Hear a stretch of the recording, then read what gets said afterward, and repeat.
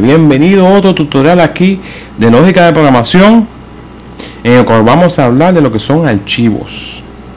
Vamos a tocar varios temas de lo que se encuentra: la introducción a la entrada y salida de archivos, el uso de bucles para procesar archivos, uso de archivos y arreglos, registros de procesamiento y control de lógica. Cuando un programa tiene que guardar los datos para su uso posterior, se deben de escribir los datos en un archivo y se puede utilizar más adelante. Esto es muy conveniente. Anteriormente vimos que los datos se almacenan en variables. Los archivos de entrada y salida pueden interactuar con los distintos tipos de aplicaciones, como los procesadores de palabras, editores de imágenes, hojas de cálculo, juegos y navegadores web. Existen tres pasos que deben llevarse a cabo para la interacción con un archivo. El primero, abrir el archivo. Un archivo de salida significa crear y prepararlo para la salida. Significa que un archivo de entrada se abre para la lectura de datos. Segundo, procesar el archivo. Se escriben datos en el archivo o lee datos del archivo. Y por último, el cierre del archivo. Debe hacerse para desconectarlo del programa. Muy importante. Tres tipos de archivos los dos tipos de archivos que se incluyen en el procesamiento de archivos. Lo son el texto y el binario. Un archivo de texto contiene datos que se ha codificado como texto usando ASCII o Unicode. Los números pares en este tipo de archivos se almacenan como texto. Un archivo de binario contiene datos que no se han convertido a texto, como un editor de texto es necesario para ver el contenido de un archivo binario. Los archivos se pueden accesar de dos maneras: secuencialmente y por medio de acceso directo. En secuencialmente, la data se accede de principio a fin. Toda la data debe ser leída, muy importante.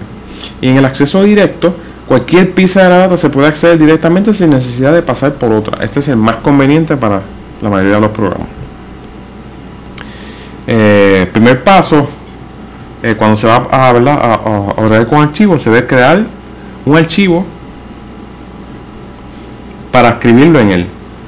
Los datos o los archivos que se crean deben tener un nombre con una extensión de archivo adecuado. Por ejemplo, vemos customer.dat, donde dat representa la data general.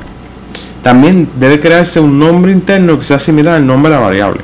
Por ejemplo, customer file, que se entiende que está parecido a customer. También se debe indicar el modo en que se utilizará el archivo, como salida. Aquí es el nombre interno utilizado, el customer file es el nombre interno utilizado para trabajar con el archivo. Tercero, deben abrirse los archivos. Muy importante que se abra, porque si no, ¿cómo vas a trabajar en él? Cuarto, los datos pueden ser escritos pueden ser escritos a un archivo, como aquí, que se escribe write customer file name. Luego se debe cerrar el archivo. ¿Qué son los delimitadores y marcadores de end of file o EOF? Un delimitador es un carácter o un conjunto de caracteres predefinido que marca el final de cada pieza de datos. Este separa los distintos elementos almacenados en un archivo. También un marcador de fin de archivo o EOF es un marcador con un carácter especial o un conjunto de caracteres escritos a la final de un archivo. Este nos indica el final de un archivo a un proceso corriendo. Cuando vamos a leer datos de un archivo, una variable interna primero se debe declarar, como aquí: declare input file inventory file. Input file indica el modo en que se utilizará el archivo, y inventory file es el nombre utilizado para trabajar con el archivo. El archivo se puede abrir, la data es leída y se cierra el archivo. ¿Qué es el modo append, que también se utiliza aquí? Pues además de leer y escribir, también existe un modo para agregar datos a un archivo que también existe. Si el archivo ya existe, no se borrará. Si no existe el archivo, se creará. Cuando los datos se escriben en el archivo, se escriben en el final del archivo. El uso de loops para procesar archivos. Los loops, aunque no lo sabían, se pueden utilizar para procesar archivos. Loops pueden utilizarse para introducir grandes cantidades de datos. Estos también podrían ser utilizados para leer grandes cantidades de datos, tanto para leer como para introducir. Aquí vemos ambos ejemplos con un for y con un while. Uso de archivos y arreglos. Los archivos y arrays o arreglos se pueden utilizar juntos. El contenido de un array se puede guardar en un archivo. Se debe abrir el archivo, utilizar un bucle al paso a través de cada elemento de la matriz o el arreglo y escribir el contenido de un archivo en cada iteración. El contenido de un archivo se puede leer en un arreglo mediante abriendo el arreglo, utilizando el bucle para leer cada elemento del archivo y almacenando cada artículo en el elemento del arreglo. Procesando registros. Los datos que se almacenan en un archivo se organizan con frecuencia en los registros. Un registro es un conjunto completo de datos sobre un artículo.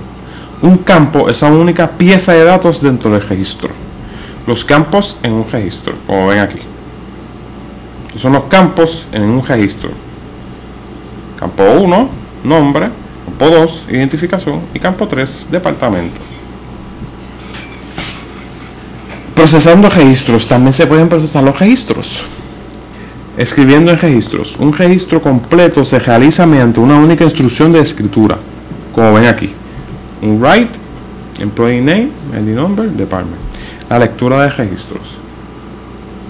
También vemos aquí cómo se hace de la misma manera. Read employee, bla bla bla bla bla. Los algoritmos también se pueden utilizar para añadir registros a un archivo en busca de un registro específico, como la modificación de registro y o borrar un registro. Lógica de control break. La lógica de control break interrumpe el procesamiento normal de un programa para llevar a cabo una acción diferente cuando los cambios de valor de una variable de control o variable adquieren un valor específico. Un ejemplo es el uso del contador de líneas para poner en pausa el programa antes de que la información que se muestra se va fuera de la vista. Esto se puede hacer con una sentencia if. Muy fácil. Vemos un ejemplo, cómo utilizamos el if para resetear el counter.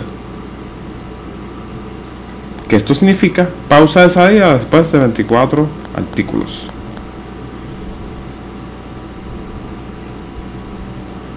Muy importante para que lo hagan, para que termine el archivo. Ven cómo él va y te pide que presiones una llave, pero una tecla para poder continuar.